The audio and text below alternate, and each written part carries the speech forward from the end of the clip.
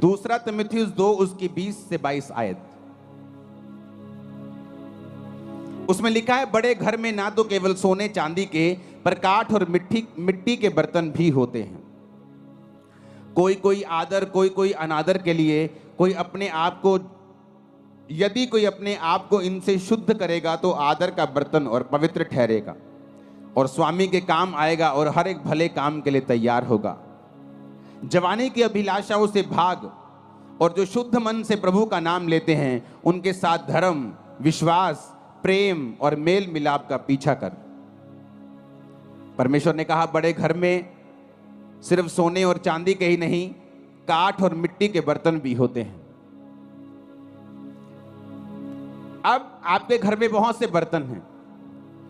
एक आपके घर में गिलास है, आपकी रसोई घर में, जिससे आप पानी पीते हैं। प्लेट पड़ी है जिससे आप खाना खाते हैं। एक बाल्टी ऐसी पड़ी होगी, वाटर कूलर पड़ा होगा जहां आप पानी स्टोर करके रखते हैं, उससे पानी पीते हैं। और एक कहीं नुक्कड़ में रसोई घर में एक कूड़ेदान का बर्तन भी पड़ा होगा, जहां हर तरह का कूड़ा, खराब वस्तु, खराब खाना, बिगड़ा हुआ खाना आप उस कूड़ेदान में डालते हैं। वचन क्या कहता है कि वो कूड़ेदान का जो बर्तन है वो भी उसी घर का है, और जो आदर का बर्तन है जो स्वामी के मुंह से लगता है वो भी उसी घर का बर्तन है।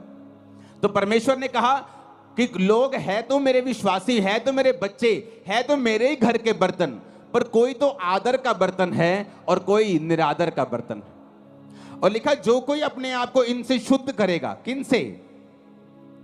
व्यभिचार से, पाप से, शरीर के कामों से, निंदा से, चुगली से, विश्वासघात, माता पिता की आज्ञाओं को ना मानना, ढीठ, घमंडी, लड़ने वाले, गालियां निकालने वाले। परमेश्वर ने कहा, अगर तुम इन चीजों से अपने आप को शुद्ध नहीं करोगे तो तुम अनादर के बर्तन ठहरोगे, और अगर तुम अपने आप को इन चीजों से शुद्ध करोगे तो आदर के बर्तन ठहरोगे।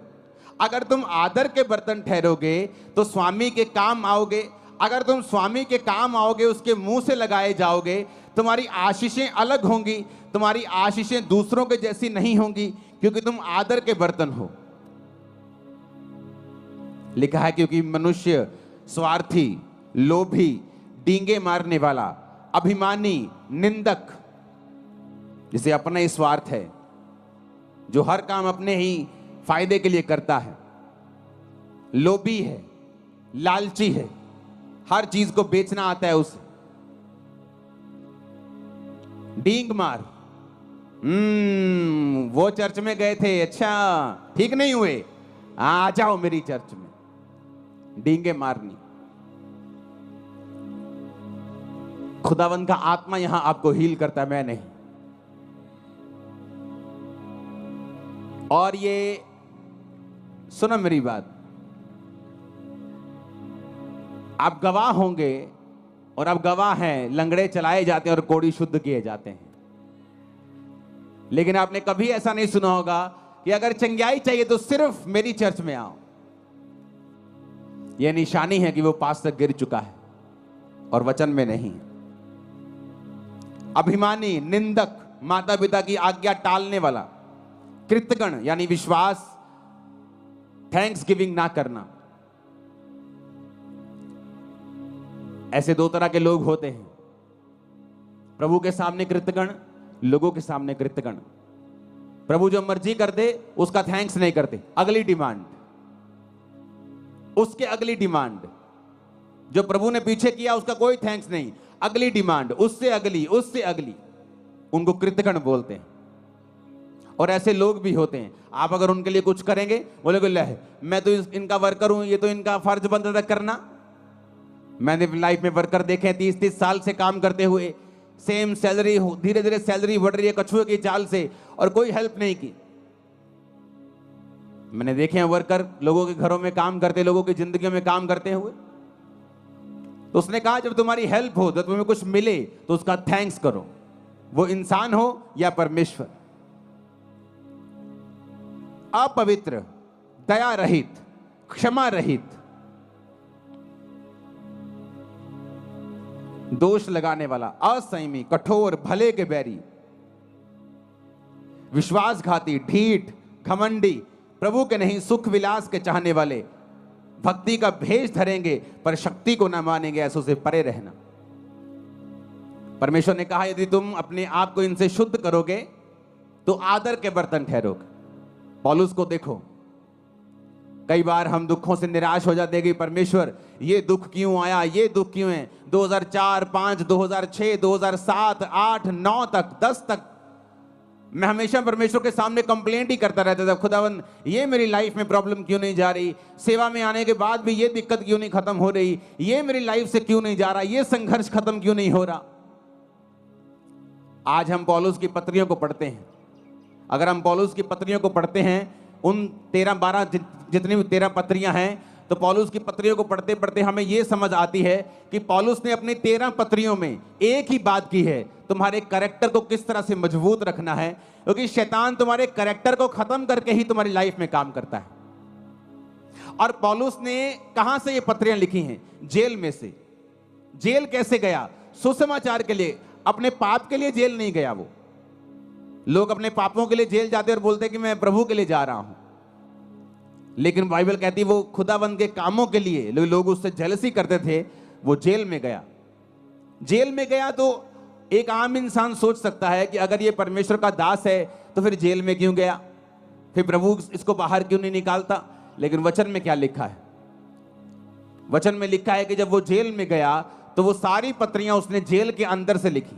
प्रभु को मालूम था पतरस की इतनी पत्रियां क्यों नहीं, क्यों मैं बताता हूं, क्योंकि पतरस बाहर से विकाई में था और हर टाइम बिजी रहता था, कभी वहां कभी वहां कभी वहां मीटिंग है, कभी वो विश्वासियों के पास, कभी उस कलीसिया के पास। उसकी केवल 2 पत्रियां बाइबल में है, पहला पतरस और दूसरा पतरस। अब जब सेवकाई में कोई तो चाहिए जो इस लेवल का हो, जो पतरस के लेवल का हो, जो यूहन्ना के, याकूब के लेवल का हो, उसी की पत्रियां काम आएंगी। छोटे लेवल का कोई लिखेगा तो उसकी पत्रियों में वो बात नहीं होगी, वो पवित्र आत्मा की भरपूरी नहीं होगी। तो परमेश्वर जानता है कि पौलुस एक ऐसा जन है जो उस लेवल का प्रेरित है। और वचन क्या कहता है? वो जेल में गया और उसने पत्रियां को लिखा। परमेश्वर का उसको जेल में डालने का रीजन ये था कि आने वाले समय में इतनी सेवकाई का असर पतरस का नहीं हुआ जितना पौलुस का हुआ। आज हम किसकी पत्रियों को पढ़ के अपने कैरेक्टर को सही रखते हैं? पौलुस की पत्रियों को पढ़ के, हाँ या ना? पौलुस की पत्रियां पढ़ते हैं। आप तीमुथियुस पढ़ो, जहां उसने लिखा है अपने स्पिरिचुअल सन को, उसने कहा मैं अपने आत्मिक पुत्र तीमुथियुस को लिखता हूं, ये करना है, ये करना है, ये करना है। दूसरा तीमुथियुस कैरेक्टर के बारे में, कुलस्सियों कैरेक्टर के बारे में, थिस्सलुनीकियों कैरेक्टर के बारे में, तीतुस की पत्री, फिलेमोन की पत्री। अगर आप इन पत्रियों को पढ़ेंगे आपको कैरेक्टर नजर आएगा कि पौलुस ने कैरेक्टर के विषय में बहुत सी बातें की हैं। हालेलुया। लेकिन कैसे की? बाइबल कहती है हर एक चीज मिलकर भलाई को पैदा करती है जो प्रभु यीशु से प्यार करते हैं। उसने अपने आप को पवित्र रखा, फास्टिंग में रखा, प्रेयर में रखा और जेल से पत्रियां लिखी जो आज तक हम पढ़ के आशीष पा रहे हैं। अपने हाथों को उठाओ, बोलो हर एक दुख के लिए जो खुदा की मर्जी से आया, मैं खुदा का थैंक्स करता हूं। ऊंची आवाज में बात करो।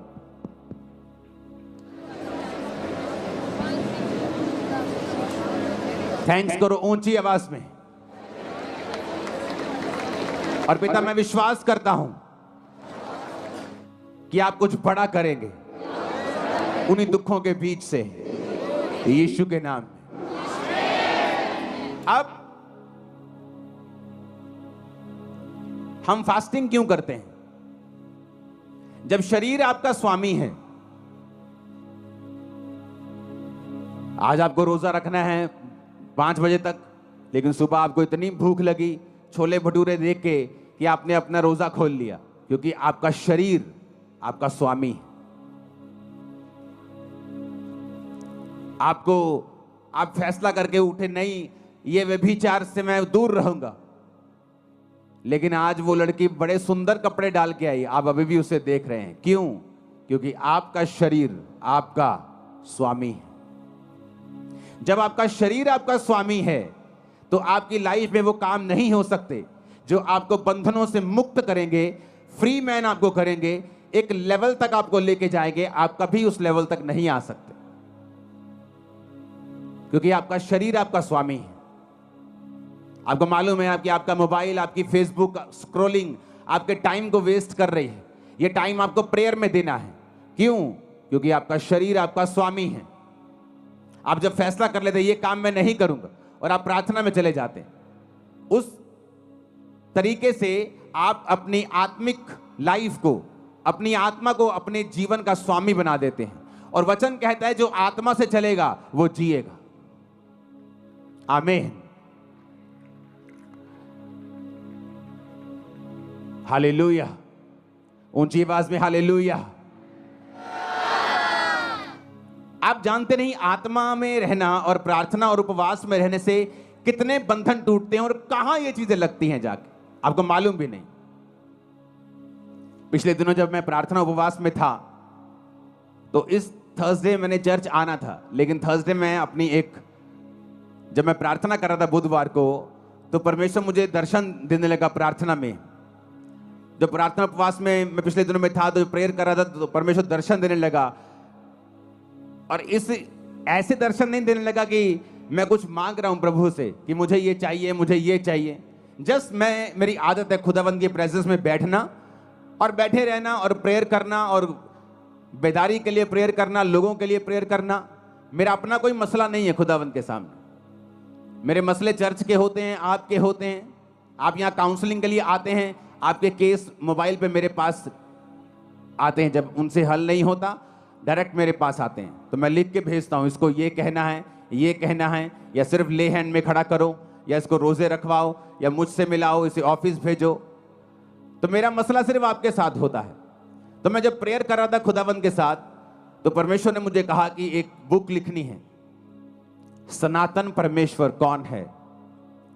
वो बुक मैंने लिख दी है, आपको 2 हफ्तों प्रिंट हो जाएगी, अभी 1 हफ्ते में। मेरी तरफ से सब चला गया है, जस्ट वो डिजाइन हो रही है, प्रिंट हो जाएगी और आपको 1-2 हफ्ते में बुक मिल जाएगी। आप नोटिस करेंगे उस बुक के जरिए से जो लोग परमेश्वर में नहीं हैं, आप उनको जस्ट वो बुक दे देना। मैं कह रहा हूं वो चर्च में बैठा होगा, इतना छुएगा खुदा उससे। और कैसे हुआ? मैंने बुक के लिए प्रेयर नहीं की, मैंने बुक के लिए प्रार्थना नहीं की, मैं जस्ट प्रभु की हुजूरी में बैठा था, प्रार्थना कर रहा था। तो पवित्र आत्मा ने मुझे विजन दिया, सनातन परमेश्वर कौन है, इसके बारे में लिख। और उसमें 2 हिस्से हैं, एक सनातन परमेश्वर कौन है, एक और हिस्सा है जो आप बुक में पढ़ेंगे, वो भी एक शानदार हिस्सा है। जो कोई व्यक्ति अब उस बुक को पढ़ेगा उसे समझ आ जाएगा कि यीशु मसीह कौन है।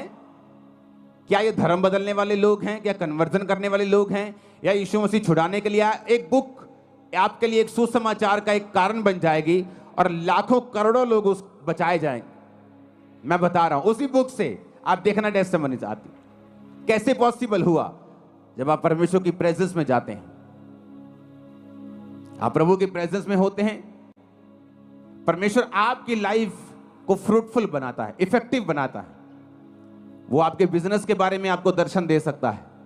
आपका बेटा जो बचा नहीं है, नशे करता है, उसके बारे में आपसे बात कर सकता है। आपकी वाइफ के बारे में, आपके हस्बैंड के बारे में, आपके बच्चों के बारे में, आपकी सेहत के बारे में, किसी भी बारे में वो आपसे बात कर सकता है। जो चीज कमजोर है, शैतान के हाथ में है, बंधन के नीचे है, उसके बारे में प्रभु आपसे बात करता है। इसलिए तो वचन में लिखा है कि मैं अपने वचन को भेज के अपने लोगों को चंगा करूंगा। तो होता क्या है कि आपके पास वचन आता है कि बेटे, मेरे बेटे, सनातन परमेश्वर कौन है, इसके बारे में लिख। अब पता नहीं कितने लाख लोग उससे आजाद हो जाएंगे, कितने लाखों लोग उस वचन से छूट जाएंगे जब वचन को पढ़ेंगे। और आगे एक और उसका हिस्सा है बड़ा शानदार, जब उसे पढ़ेंगे। तो ये कैसे पॉसिबल है? जब आप शरीर के कामों को खत्म करके, आत्मा को फॉलो करके, प्रार्थना और उपवास में अपनी जिंदगी को दे देंगे, तब परमेश्वर आपसे बात करना शुरू करता है। कितने मेरी बात को समझ रहे हैं? तब तक आप उस लाइन में हैं। जैसे आप बिजली का बिल भरने, पुराने टाइम में लोग लाइन में लगते थे, पता नहीं आज लगते हैं कि नहीं लगते, ऑनलाइन हो जाता सब कुछ, लेकिन लाइन में लगते। तो आप लाइन में जो लगे हुए हो, छुटकारे की लाइन में, हीलिंग की लाइन में। लेकिन जब तक आप फास्टिंग, उपवास, प्रार्थना, तौबा, शरीर के कामों से मुक्त होकर प्रभु के सामने समर्पित आप नहीं होंगे, तब तक आप लाइन में तो हो पर आपका नंबर नहीं आएगा। लाइन में तो लगे हुए हो, चर्च तो जा रहे हो, पता सब कुछ है, प्रभु की दया भी है। लाइन में लगे ये भी एक फजल है, प्रभु को जानते हो ये भी एक अनुग्रह है। लेकिन रियल छुटकारा नंबर कब आएगा? जब तुम इन बातों को फॉलो करोगे। ऊंची आवाज में हालेलुया बोलो। और जब हम उपवास करते हैं क्या होता है? उपवास हमारे शरीर के जो बॉसपन है, उसका जो बॉसी शरीर है, जो मालिक बनता है, वो उसके मालिकियत को खत्म कर देता है। जो शरीर का प्रभाव है, पाप का प्रभाव है, गंदगी का प्रभाव है, नेगेटिविटी का प्रभाव है। मुझे आज भी याद है 2004 में जब मैं परमेश्वर में आया था, तो शैतान मेरे पे अटैक करता था बहुत। वचन जानने के बाद भी, प्रार्थना करने के बाद भी, सिर्फ 1 2 3 4 महीने ऐसा हुआ मेरे साथ।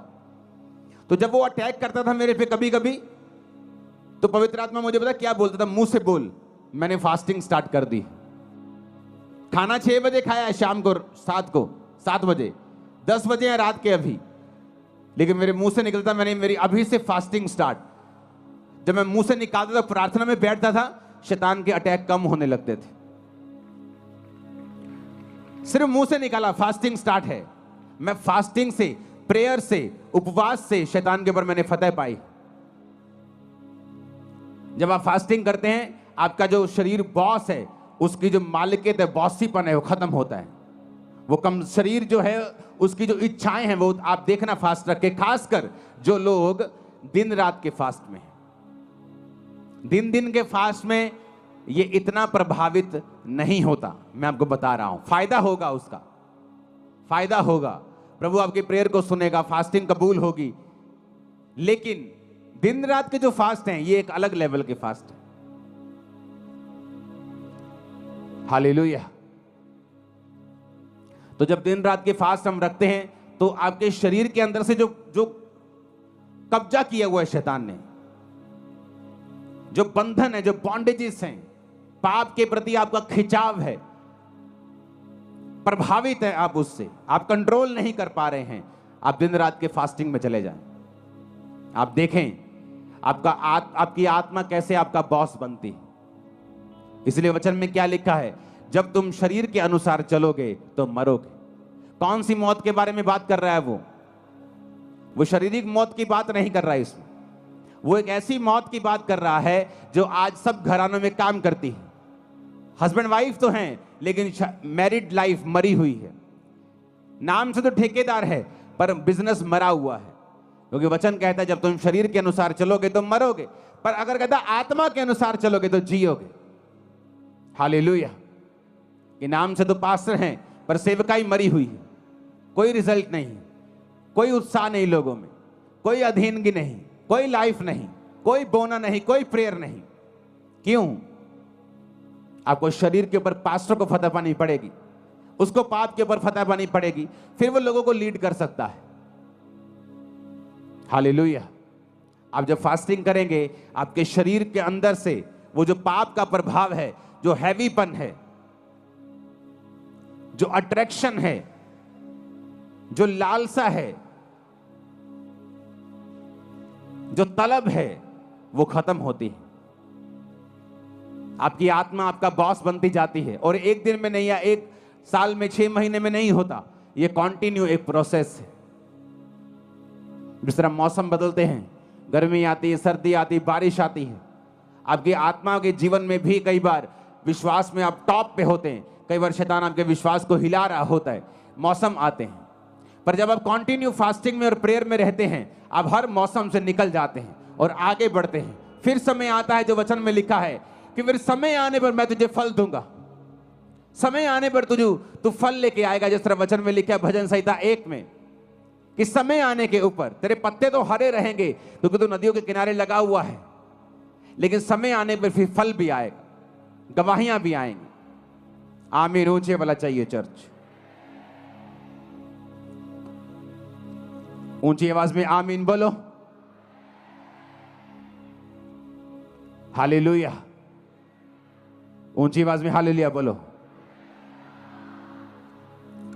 अपने पड़ोसी को बोलो, जो कोई अपने आप को इनसे शुद्ध करेगा वो आदर का बर्तन ठहरेगा। और स्वामी के काम आएगा और हर एक भले काम के लिए तैयार होगा। आमीन। ऊंची आवाज में आमीन बोलो। Hallelujah, hallelujah. तो फास्टिंग, उपवास, मसीही जिंदगी एक डिसिप्लिन वाली जिंदगी है। अगर आप मसीही हैं और आपकी लाइफ में डिसिप्लिन नहीं है तो एक्चुअल में आप डिसाइपल नहीं, आप चेले नहीं। ये कहीं और होता होगा कि आप जाएं, जो मर्जी करें, जो मर्जी खाएं, जो मर्जी पिएं।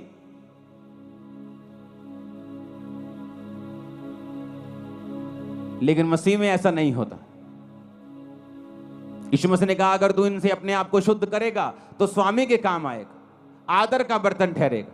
क्योंकि बड़े घर में आदर के बर्तन भी होते हैं और निरादर के बर्तन भी होते हैं। तू देख, अपने आप को परमेश्वर के घर का आदर का बर्तन ठहराना चाहता है या निरादर का बर्तन ठहराना चाहता है? हालेलुया। बड़े घरों में आपने सोने के बर्तन देखे होंगे। ये जी बोन चाइना का सेट लेके आए हैं जी 15,000 का। कभी कूड़ेदान लेके आए हो 20,000 का, 25 कूड़ेदान लेके आए हो कभी? 1 लाख रुपए का कूड़ेदान लेके आए हैं जी, सोने के। इसमें ओरिजिनल 24 कैरेट गोल्ड का उसमें लाइनें लगी हुई हैं। आप कभी नहीं करो। आप कूड़ेदान लेके आओगे बस मजबूत सा दे दो जी, कूड़ा डाले तो टूटे नहीं। लेकिन बर्तन लेके आओगे शानदार, जिससे पीना है, जिससे खाना है। काम हमारे निरादर के बर्तन वाले हैं और प्रभु से हम कहते हैं कि हमें आदर क्यों नहीं मिल रहा, मेरा बच्चा मेरा आदर क्यों नहीं करता। तुम प्रभु का आदर नहीं करते, लोग तुम्हारा आदर नहीं करते। मेरी फैमिली मेरे अधीन नहीं है जी, तुम परमेश्वर के अधीन नहीं हो, इसलिए तुम्हारा परिवार तुम्हारे अधीन नहीं।